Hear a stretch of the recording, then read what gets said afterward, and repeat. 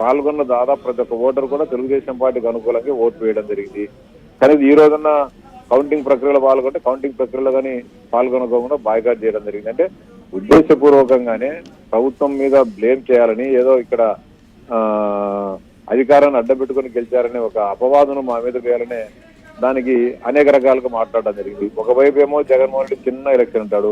ఆ చిన్న ఎలక్షన్ కు నేను 2 గంటల పాటు ప్రెస్ మీట్ పెట్టి తన హావభావాలన్నీ కళ్ళార్పకుండా అబద్ధాలు చెప్పడంతోనే ఆయనలో ఉన్న బేలతనం కానీ లేకుంటే ఆ ఓటమి భయం కానీ మనకు స్పష్టంగా కనపడతా ఉంది. రైట్, మీరు అన్నట్లుగా బేలాతనంగా ముందే మనం చూసాము. అవినాష్ రెడ్డి మాటల్లో కూడా జరిగిపోవాల్సింది జరిగిపోయిందని ఆ రోజు మాట్లాడినప్పుడే అర్థమైంది. ఇక నిన్నటి వరకు మనం చూసాం పోలింగ్ ప్రక్రియ మీద మొత్తం తప్పుబడుతూ వచ్చారు. వాళ్ళు హైకోర్టును కూడా లంచ్ మోషన్ పిటిషన్ మొత్తం రద్దు చేయాలన్నటువంటి వెళ్ళిన పరిణామాన్ని చూస్తున్నాం. సో ఎందుకు అలా రద్దు చేయాలని చెప్పి వెళ్ళడానికి కారణం ఏంటి? ఇక్కడేమో రీపోలింగ్ జరుగుతుంటే దాన్ని బహిష్కరించారు, మళ్ళీ ఏమో రద్దు చేసి రీపోలింగ్ పెట్టాలి అని అంటారు. ఏంటి అసలు ఈ లాజిక్? ఒకవైపు రీపోలింగ్ జరుగుతుంటే పాల్గొనాలి, అలా పాల్గొనకుండా కోర్టుని ఆశ్రయించడం ఏంటి? ఆల్రెడీగానే ఎన్నికల ముందు రోజు కూడా పోలింగ్ స్టేషన్ల చేంజ్ కి సంబంధించి కోర్టులో పిటిషన్ వేస్తే ఎన్నికల ప్రక్రియ ప్రారంభమైన తర్వాత మేము దీంట్లో మేము జోక్యం చేసుకోమని చెప్పి నిర్వర్ధంగా తిరస్కరించడం జరిగింది. నిన్న కూడా పోలింగ్ కౌంటింగ్ ప్రక్రియను ఆపేయండి అని చెప్పేసి మొత్తం 15 కేంద్రాలు రీపోలింగ్ పెట్టాలని చెప్పేసి నిన్నగానే కోర్టును ఆశ్రయించినప్పుడు నిన్న వాళ్ళ వాదన లేదు. ఈ రోజు ఉదయం మళ్ళీ గట్టిగా అడగడం జరిగింది కోర్టులో. మధ్యాహ్నం లంచ్ మోషన్లు ఇస్తామని చెప్పడం జరిగింది. మేము అనుకోవడం అంటే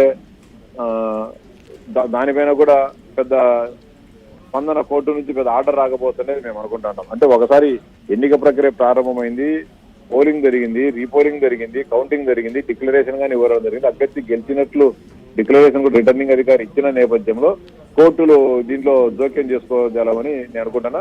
ఇంకా కావాలని ఎందుకంటే మీకు కౌంటింగ్ లోనో లేకుంటే మిగతా మీకు ఏదైనా అనుమానాలు ఉంటే వేరే ప్రొఫార్మాలో వేరే రిట్ పిటిషన్ లో కోర్టును ఆశ్రయించమని చెప్పి చెప్తుందని నేను అనుకుంటున్నా.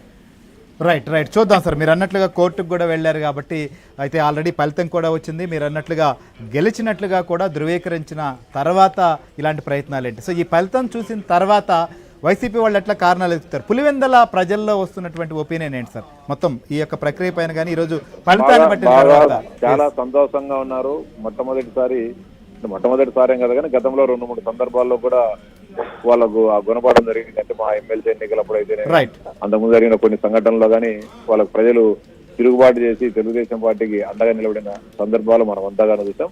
ఇప్పుడు మొట్టమొదటిసారిగా ప్రజాస్వామ్యం గట్టిగా పటిష్టంగా ఉంటే ఏమవుతుంది, అధికార యంత్రాంగం నిజాయితీగా పనిచేస్తే ఏ విధంగా ఉంటుంది అనేది పులివెందుల ప్రజలకు కూడా స్పష్టంగా అర్థమైంది.